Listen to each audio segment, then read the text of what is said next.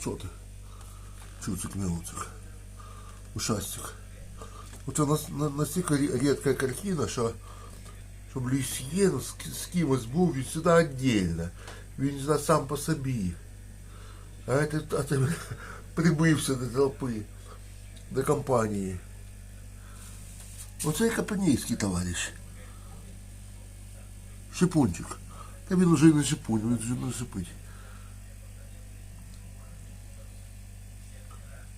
Вон, пожалуйста. Шипун і Ванька. А цей, ля-ля-ля, прибився до Мері.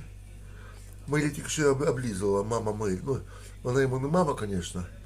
Ну, тоже з ракетного і тоже з шипучек. Тоже. Колишня шипучка.